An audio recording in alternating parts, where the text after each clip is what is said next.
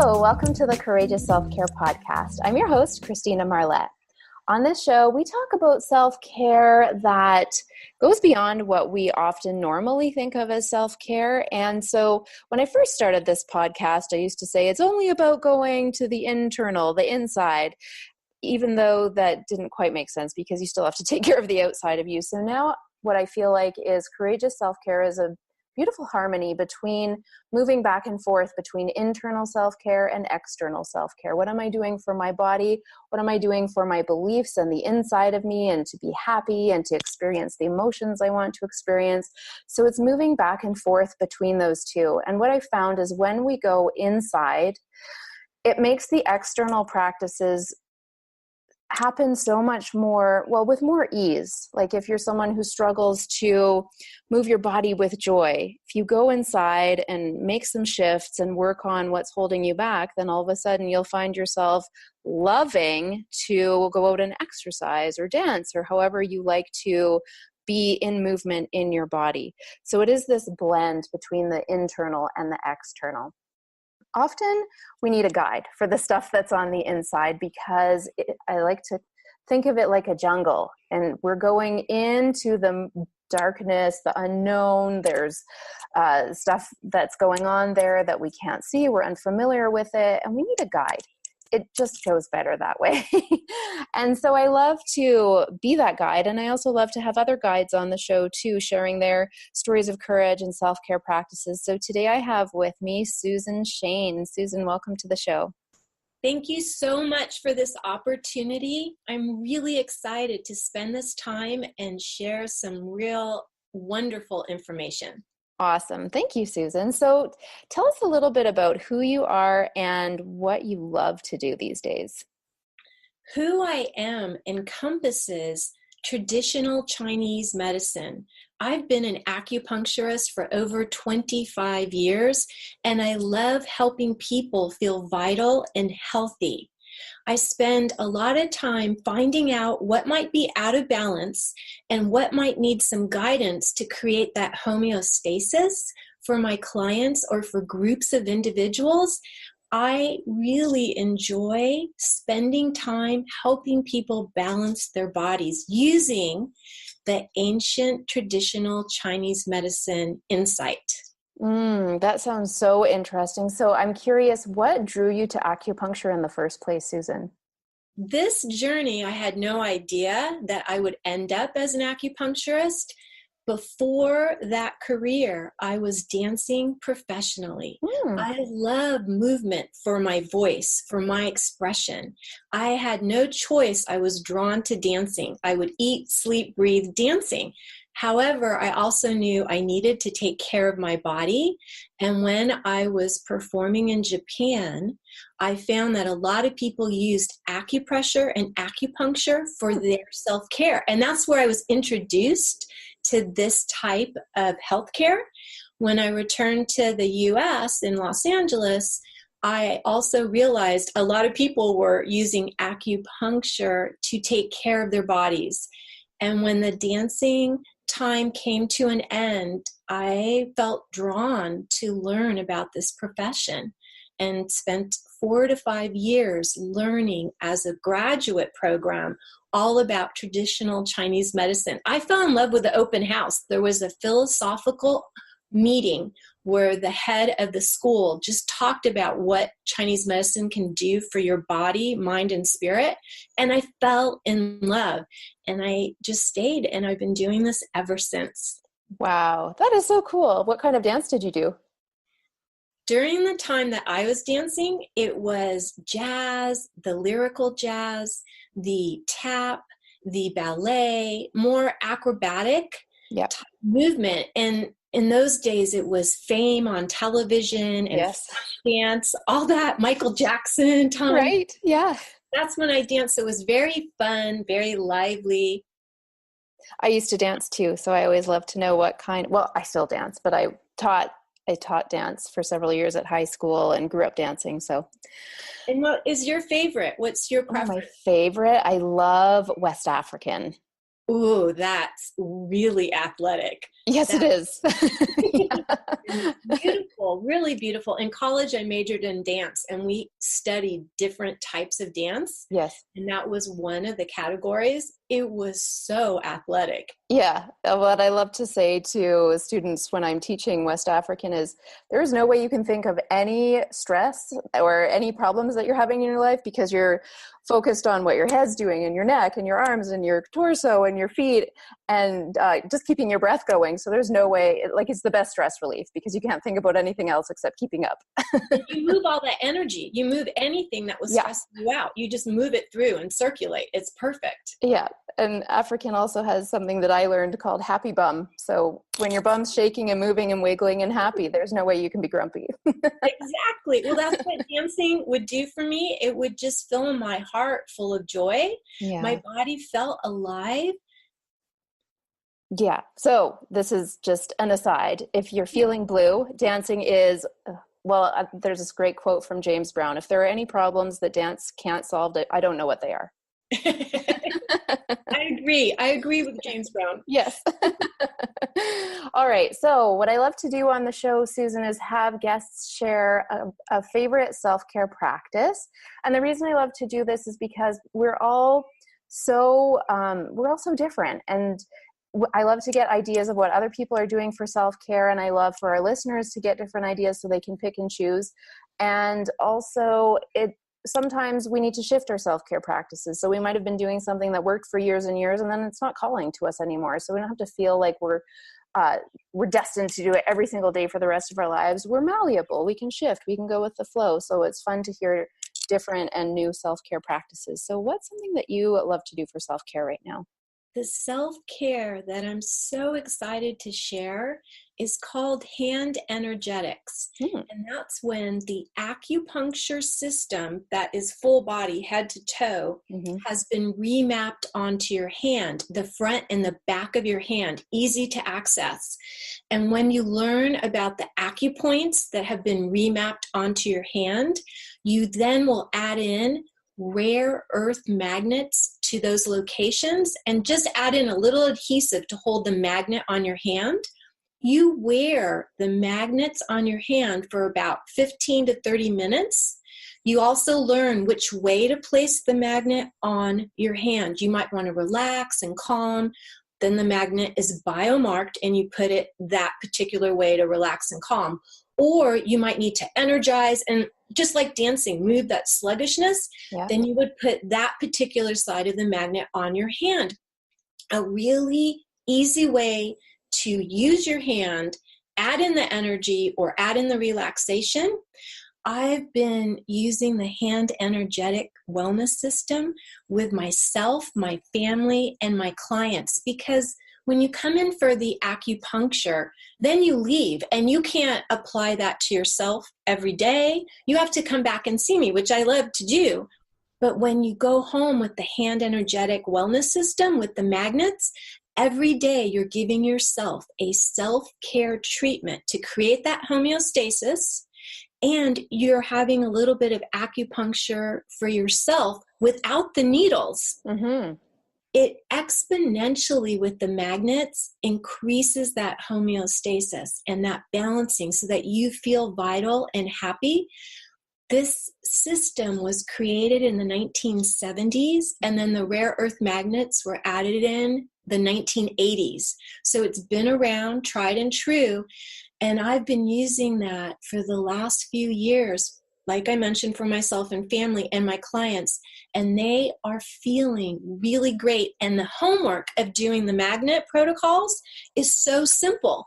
They love adding that in. Let's say they're doing yoga too, or they're journaling or going for a walk. They can put the magnets on their hand and then they can go do that other self-care activity. You can mix and match, like you said, so you don't get bored. Yes. And the guidance is there with the protocols. You get the hand map. You learn how to use everything correctly. And I'm also available for the guiding or the coaching. I love to make sure everyone is feeling what they're supposed to on their hand. And then they experience what they need to, and they will tell you. My clients, hands down, are saying that the effect is incredibly helpful. Well, I've never heard of that before. That's fascinating, but I have worked with magnets, and I know how the earth is a magnet, and we don't tend to be on the earth in bare feet very often, so we're cutting off some of that energy. So is that kind of like what's going on here? You're tuning back into magnetic energy?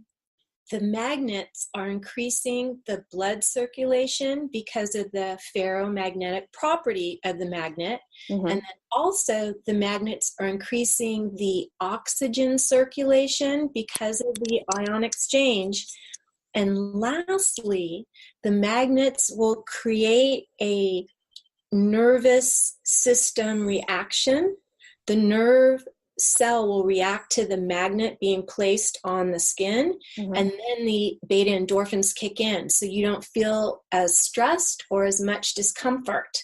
There's 3 ways that the magnets are helping your body. Well, what I love about that, Susan, is it's a great example of how self-care doesn't necessarily need to be hard. Like sometimes we think the more energy I put into it, like the harder I work out, or the more strict I am with my eating, or the harder I make this for myself, the more results I'm going to get. But what I love about this is that it doesn't sound hard at all. It sounds very simple and straightforward and has incredible benefits. Exactly. I love how simple and accessible. And that way you repeat, it becomes a ritual and a practice that you want to do.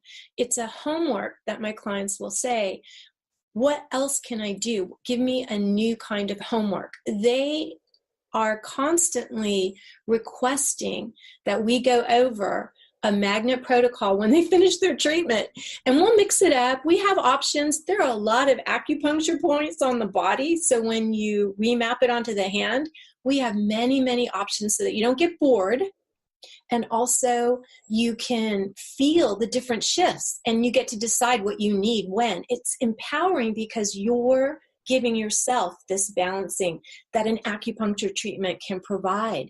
You're creating that homeostasis by learning how to use the system. And so I imagine that it's good for stress reduction. It's good for giving you more energy. Is it good for things like anxiety and worry as well? Anxiety and depression are really common today. We're so busy and we're constantly stressed, which is contributing to the anxiousness or the depression. It absolutely balances the sympathetic nervous system, and it helps the parasympathetic nervous system kick in so you can really restore. So the anxiety, the depression, the stress, and what I'm finding is that many people aren't sleeping well. Yeah. The quality of sleep isn't happening. Right. So you can rebalance yourself before you go to sleep or try to sleep, and you're sleeping better. And that way you are feeling more vitalized. There are many musculoskeletal or digestive conditions that the magnets can also help with. That's fascinating. Thanks for telling us about it. I love sharing information about the hand energetics wellness system. It's so exciting. Yeah, I can tell. So we're going to move next into a story of courage, but before that, we'll just pause for a quick break for a little commercial, and we will be right back. Welcome back. You are in for a treat. I always love hearing my guests' stories of courage. So Susan, before you share yours, I'll just share a little bit about why I love to hear stories of courage, and it's for a bunch of reasons. So first of all, courage can feel like it's far outside of us. It can feel like an energy that we don't have a lot of. But the more we hear stories of courage, the more it comes closer and closer and closer, and eventually it comes right into us. And as Brene Brown says, courage is contagious. So when we hear other people's stories of courage, it is boosting our own. And then also the other reason I love to hear and have people share stories of courage is because sometimes I just meet so many women who say, oh, well, I'm not courageous. And that's just not true. And so sometimes you'll hear a story of courage and you'll say, oh, well, I did that. Maybe I'm courageous too. Or maybe you're going through a situation and you don't quite know how to move through it. And then you'll hear a story of courage and it will give you confidence and ideas and strategies on how to move through that fear. So having said that, Susan, let's hear yours. The story of courage that I wanted to share today, I really thought about this, and it's with the focus of public speaking. My family, my mother, my father, they were wonderful when it came to public speaking. My grandfather, and I was quieter. That's part of why I love dancing. I just would get nervous if there was a crowd and I needed to say something. I much prefer dancing for a crowd. And I knew that I wanted to take some time and learn how to speak to a group. My mother had belonged to Toastmasters in her day, and a friend of mine showed me an article in my neighborhood that there was a Toastmasters club. I said, okay, I'm going to go. I'm just going to try. The people were very welcoming. And then you need to do a series of speeches to practice this public speaking. The very first time I went to share a story, and I did pick dancing because I was very comfortable with that topic. I could remember the stories and what I needed to say. I was shaking. I was literally shaking, and I just kept talking and I got through it, and everybody was very pleased. By the time I finished the series of speeches that you are required to do in the Toastmasters program, I was making jokes, talking about Harriet and Meghan's recent wedding. People were laughing, and I felt really comfortable. To go from zero to comfortable was a huge accomplishment for myself. And I want to be able to talk to people and just share information and not feel that afraid. So doing that program was huge in going out of my comfort zone and staying with it and practicing whatever I was needing to work on. It paid off. I was so happy and pleased by the end to show that, yes, I could talk in front of a crowd too. I had some public speaking ability, because we all do. We all have that. And if anyone is feeling a little bit unsure, it's okay to go try and find a place to practice and make your voice heard. That is such a powerful story. And so many people are afraid of public speaking, like even more than death, right? And you're illustrating with your story the arc of the experience through courage. So at first we have a fear about something and it just stops us and we don't know what to do about it. And then we have, it seems like there's a desire on the other side of that fear. It's like on the other side of the door. And we are feeling drawn to whatever it is that's calling us on the other side. And generally it's an experience or a virtue or a value. So sometimes people are valuing freedom, like freedom from the fear of public speaking, or to be able to connect with more people. That sounds like something that you were valuing on the other side. And then we move through that fear. And it's not that we have to even force ourselves. When we have that value on the other side, it kind of draws us, kind of like those magnets, drawing us to it. And then serendipitously things come into our lives, like your friend talked to you about the Toastmasters. And at a certain point, you just decide, yeah, I am going to be uncomfortable. And the discomfort, like when we get used to being uncomfortable, discomfort isn't all that bad. Like it's really just uncomfortable emotions that we might not want to feel for very long. And then, yeah, some physical stuff like shaking. But it's not that bad. Usually when we get to the other side, not usually, always when we overcome that fear and we get to the other side and we're connected with our value, it's so much better than we even imagined. And we feel this immense pride in ourselves and a sense of accomplishment and fulfillment. And it really makes life so worth living when we can have these experiences over and over. I absolutely agree. The discomfort is temporary. Yeah. And after you accomplish and get over and overcome that fear, the reward, the relief, the sense of, oh my gosh, I did it and I can do it. I knew I could do it, just floods your body and spirit and mind. it's really important to try. And if you remind yourself, what I kept saying is, I know I'm not always going to feel this nervous. Right. And it actually happened. It really does get easier. Yeah, it's actually a predictable journey. Yes, it is predictable. And that's why it's so valuable to know that courage is involved. And I love the idea that courage, it uses your heart and your mind, because your mind has to decide to overcome the fear, and your heart is all the while being drawn towards what's on the other side. And so it's I just love how the heart is involved in that. And that's a little bit different from bravery. Like philosophically, bravery is an absence of fear.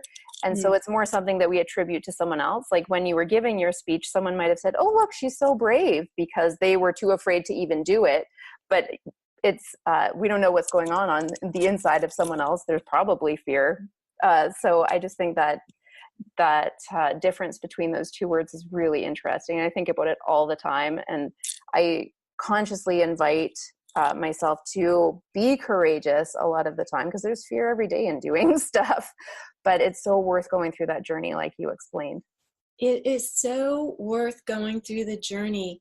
The freedom to choose and try to decide what you might want to change and make better is the mind and the first step, and then your heart and the faith that you can accomplish and get through, and you have the guidance, you do have the support. Putting the freedom of choice and the faith together really allows you to become your better self. Yes. I just think it's all about becoming the next best version of yourself, because the journey of personal discovery I think it's what makes life worth living, discovering more of who you are and then being able to share that amazing person with others. I agree. Yes, absolutely. Love it. Well, Susan, you have shared so many great bits of information and emotions and your journey with us.